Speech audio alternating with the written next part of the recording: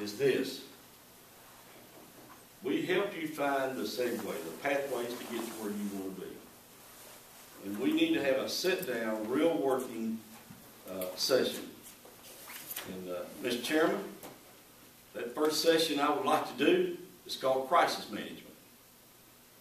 I have a training module that the commissioners will go through, you will go through, and we'll bring the jail command staff and we'll sit down and we'll look at what we need to do.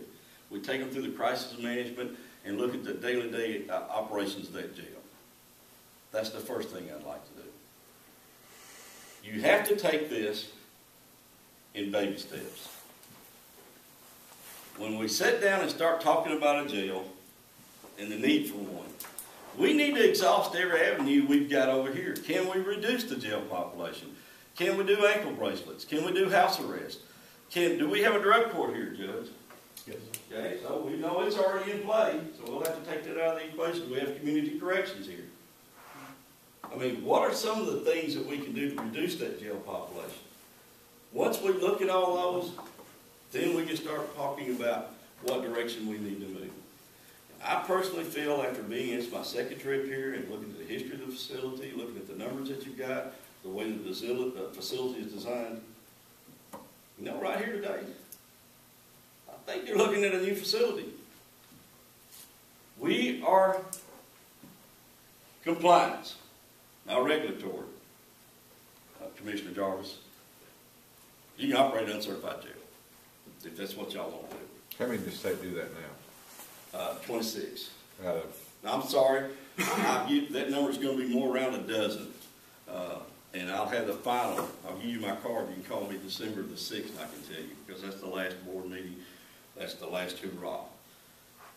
We can expect 26 current, so right now there are 26 under a plan of action. I gave you the wrong number. Right now there are 12 that are lead certified. Okay.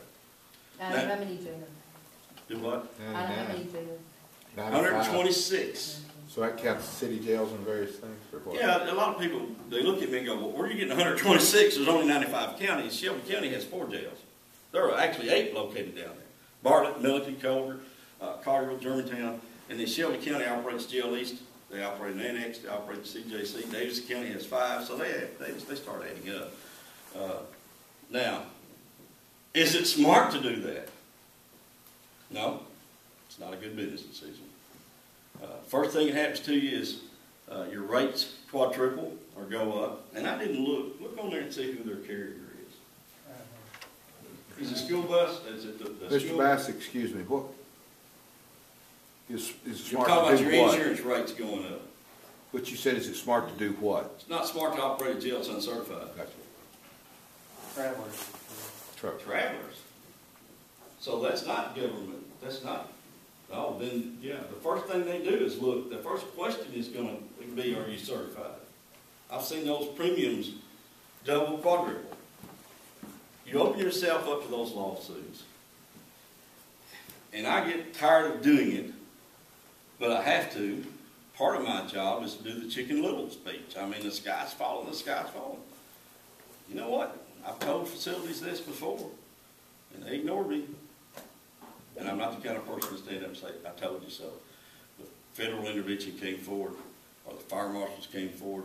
In Wayne County, I inspected the jail, asked them and asked them and asked them. It's public record, I can talk about it. They did nothing. I forwarded it, life and safety issues to the fire marshals. They closed it. They gave 4 hours to get out of it. 2 months later, I got my name in the record books again. We did it in Lawrence County. They worked with them a day, though. They let them move 138 prisoners in a day. And you're bankrupting those counties. You don't want to be there. I appreciate the fact that you're being proactive. You formed this committee, and you're looking at it. And part of having this CCP does this for us, Judge. It lets us go back to the courts if we do get there and say, we're not deliberately indifferent. We're trying to do something. Jim and I are here to help any way we can. I appreciate you giving me my time. I'm going to turn it over to Jim. Let me say this. I've been through this. I thought the director picked me to do this, and I was so excited in January, and she said, you're going to be doing this job because of my good looks and charm. What are you laughing at? So I found out it wasn't. I've been through this 26 times. 26 times I've stood in front of a county commission like this, and we talked about building a jail, and we did. So I know where the pitfalls are. I don't have all the answers. I don't know anybody does. But boy, I got some more stories to tell. And I've got some advice for you, so take advantage of that. Call me. I'll tell you what other counties have done and what worked and didn't. And sometimes life lessons are the best lessons, right? Jim, what do you want to address it? Just very briefly, so we can get questions. May I ask you a question real quick? I'm sorry. Sure. If you did away with the state inmates, what would that do to that jail as it sits? What's our population supposed to be? 255. And today there's That would- less than that- 200. It's not state. You wouldn't, it's over 100, so you would be within the I think it's like down to 196. 196. Yeah. Okay. Yeah, I'm gonna go with the numbers off the inspection time. It was 309. Your certified capacity 255. You only had 21 state inmates then. So that's not gonna help you. 21. We had 21 state inmates? Yeah, 21 state inmates on September the 20th. Send us to the Department of Corrections. That means you could send them to the pen if they had a bed. We had what, Teresa? They have to be sentenced to the Department of Corrections.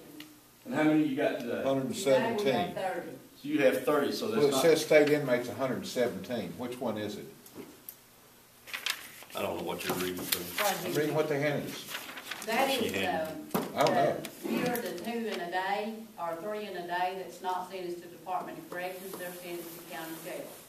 Okay, so how many do we have that are true state inmates today? 3 state inmates go to the Oh, that's not Department of right. Yeah. Corrections. I can see why. I've got that. Or what? That would be a big, wouldn't it, if you could get rid of them? Yeah, that would be. Teresa? We've not, I guess, looking at the number of inmates, state inmates that we budget, or have budgeted,